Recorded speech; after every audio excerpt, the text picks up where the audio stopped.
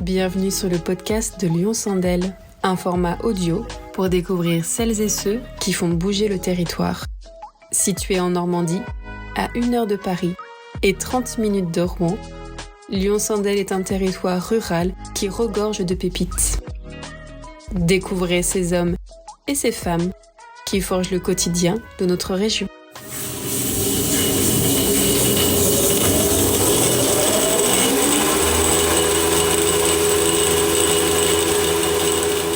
Aujourd'hui, nous partons à la rencontre de Brice Dolé et Arnaud Duchesne. Ces deux quarantenaires ont entamé une véritable reconversion professionnelle pour devenir forgerons.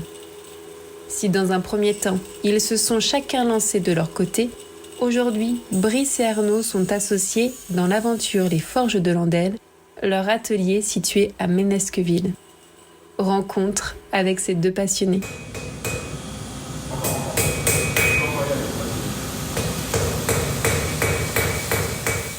Brice Dolé, 47 ans, forgeron. Bonjour, Arnaud Duchesne, 44 ans et je suis forgeron. J'ai travaillé dans l'industrie automobile pendant 20 ans. Ça commence à me plaire un peu moins, donc je me suis reconverti. Et donc l'idée du couteau, elle est arrivée bêtement. Il y a 10 ans, j'ai fait un stage chez un coutelier. Ça m'a plu, je gardais ce projet-là pour la retraite. Et puis comme ça me plaisait plus trop l'industrie, j'ai basculé. Et puis je suis devenu forgeron. Donc j'étais me former dans le sud, à Pierre-Latte, à Couleur de Forge, et puis après je me suis installé ici, depuis 3 ans.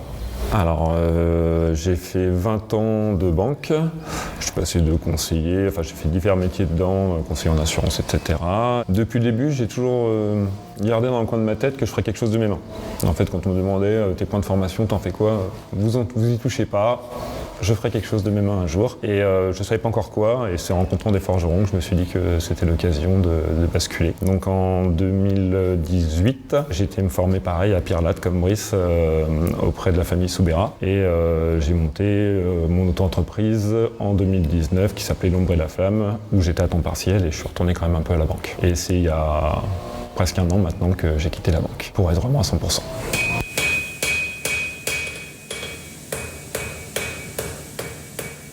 C'est des métiers qui sont anciens, qui ont failli disparaître. Et je pense que c'est super important de conserver ces métiers et les transmettre de son mieux possible. Il n'y a pas que le couteau, c'est surtout la forge. Nous, ce qu'on aime, c'est la forge. C'est des gestes, c'est des positions, c'est une rigueur.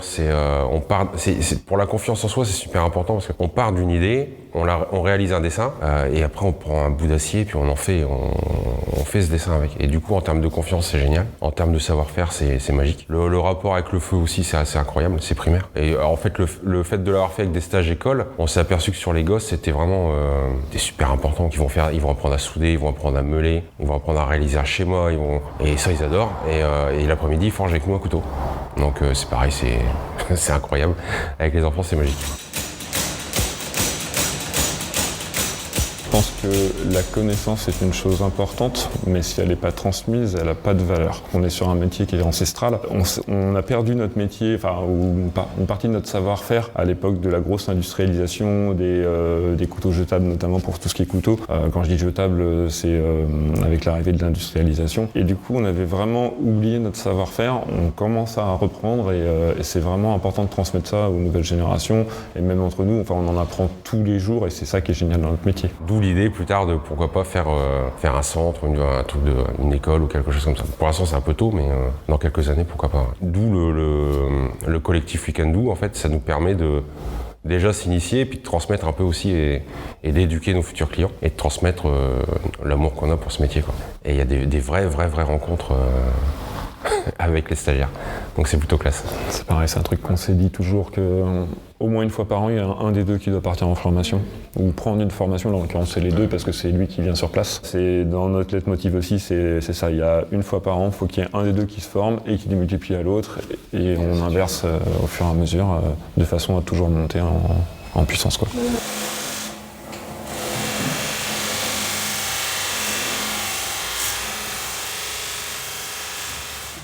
La forge, ça date à peu près de 5000 ans avant Jésus-Christ, un petit peu après l'âge de bronze, on est arrivé sur l'âge du fer. Et dès ces âges-là, on a commencé à travailler l'acier et on travaille toujours de la même façon. Il y a des process qui ont été mis en place, et notamment au Forges Landel où on forge encore au charbon. On travaille vraiment de la façon la plus ancestrale et au niveau des traitements de température, de la façon la plus empirique qui existe, quoi.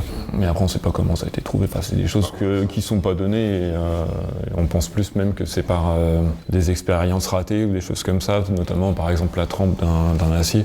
Enfin, on se doute que c'est pas par chimie, ils n'ont pas forcément compris 5000 ans avant Jésus-Christ qu'en trempant un acier, il allait devenir plus dur, donc je pense que c'est des erreurs, des choses comme ça, qui ont amené ça. On essaye au maximum de travailler avec des produits locaux, donc pour l'acier, pour l'instant, on a des fournisseurs en France. Pour le cuir, on travaille avec une tannerie qui est en Belgique. On n'a pas encore trouvé en local, mais on cherche. Pour les étuis, pour les petits pliants, donc c'est Zaza qui nous fait des étuis en toile de jute, mais qui habite à 1 heure d'ici. Pour tout ce qui est bois, donc pour les bois précieux, on a un fournisseur en Bretagne. Après, c'est du local. Et à terme, on a un projet en fait de faire un acier bois fourneau. Donc, on ne fera pas tous nos couteaux dedans, mais le projet, c'est de faire un couteau 100% normand. Donc avec l'acier fait par nous, on ferait le charbon, tout le processus avec du minerai normand, si on en trouve, et tout le processus de création là-dessus, quoi. Donc c'est pour un projet fin d'année.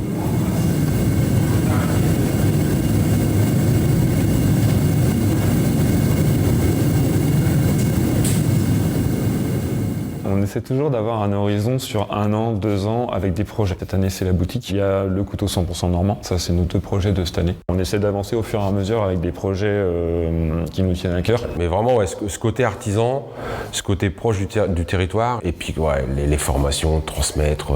Les stagiaires écoles, on va continuer, même si on ne peut pas en prendre des masses. On est obligé de se limiter à 3 parce que ça prend quand même du temps de leur expliquer tout leur montrer. Mais c'est vraiment des moments super. Et on voit l'émerveillement dans leurs yeux. Donc ça, c'est génial. Sous un horizon un peu plus lointain, on aimerait faire de la formation. Clairement, ça a toujours été démultiplier, transmettre. Ça, c'est quelque chose qui nous tient à cœur. Et depuis qu'on s'est associés, on parle de ça. J'aimerais beaucoup qu'on travaille avec des enfants, les différentes LVA et compagnie. C'est vraiment des trucs qui sont alors gratifiants pour nous et qui donnent vraiment un sens supplémentaire à notre activité.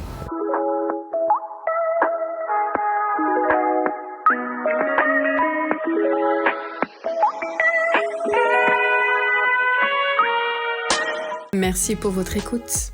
On se retrouve prochainement pour une nouvelle pépite en Lyon-Sandel. D'ici là, retrouvez l'intégralité du reportage et plus encore sur les sites cdcla.fr ou lyons-andel-tourisme.com. À très vite.